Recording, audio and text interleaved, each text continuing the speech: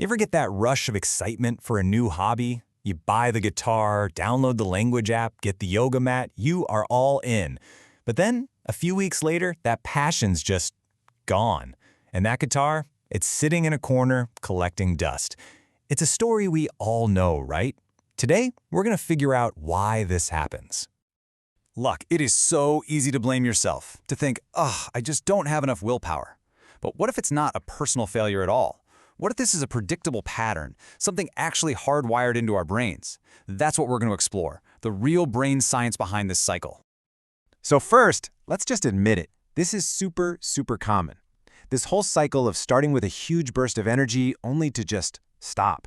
It's something pretty much everyone goes through. Let's look at a few examples that might hit a little close to home. I mean, you know these people, right? Maybe you are one of them. The person who's obsessed with learning a new language for like 3 whole days and then poof, they're gone. Or the fitness fan who buys all the expensive shoes and gear but quits after a couple of really tough jogs. And oh yeah, the person who gets a fancy 3D printer, makes one tiny little keychain, and then never ever touches it again. Why? Why do we give up right when the real work is supposed to start? Well, the answer isn't about your character. It's all about your chemistry. To find the real reason we quit, we have to look inside the brain. And it turns out there's one specific chemical that's pretty much running the whole show. And that chemical is dopamine. Now, a lot of people call it the pleasure chemical, but that's not really the full story. It's way more accurate to call it the anticipation chemical. See, it doesn't get released when you finish something. It gets released when you're chasing it. It's all about the thrill of the hunt. So when you start something new, your brain is just flooded with dopamine.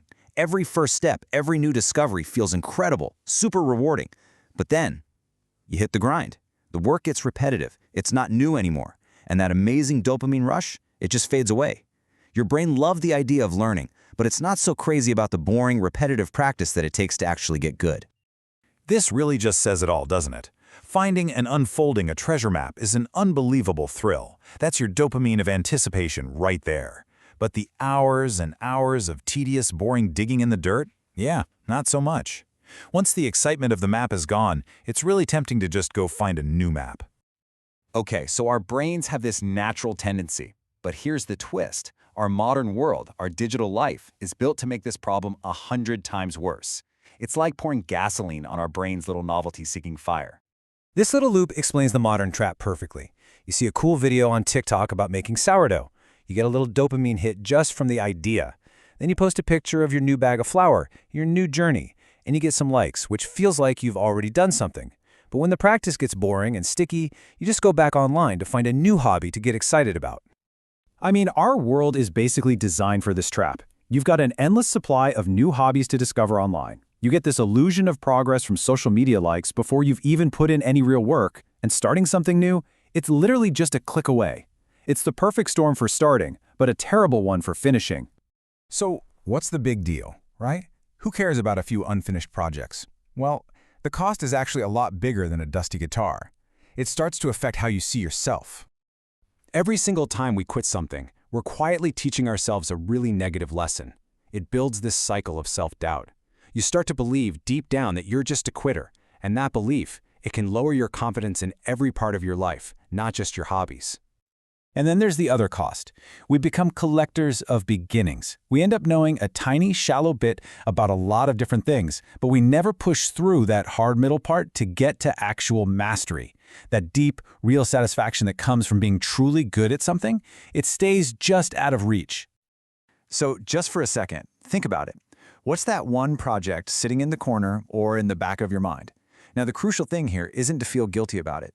Understanding the brain science behind why you stopped, that isn't an excuse. It's the first real step you can take to finally make a change. All right, so we get the brain chemistry. We see the digital traps. So how do we get out? The answer isn't about brute force or finding more willpower. It's about a smarter strategy, one that actually works with your brain's wiring instead of fighting against it. Let's just boil this whole thing down to one simple truth. To break this cycle, you have to work with your brain. You have to change the game and change what you reward. And this whole new strategy, it starts with just one simple number: 5. This is it, the 5-minute rule. Your goal isn't to become a guitar hero overnight. The goal is to just show up. Commit to only 5 minutes of practice. That's it. It's an amount of time so small that your brain can't really argue with it. Just 5 minutes. That is the win for the day. And here's why this simple trick is the master key. That tiny, consistent, 5-minute win starts to retrain your brain's entire reward system. You are teaching it that the real, lasting reward isn't that cheap, fleeting thrill of something new. No, it's the deep, earned satisfaction of actual progress. This isn't just about finishing a project. It's about rebuilding your own confidence and proving to yourself that you are a finisher. You're trading shallow knowledge for the foundation of true mastery. So, what are you going to give your next 5 minutes to?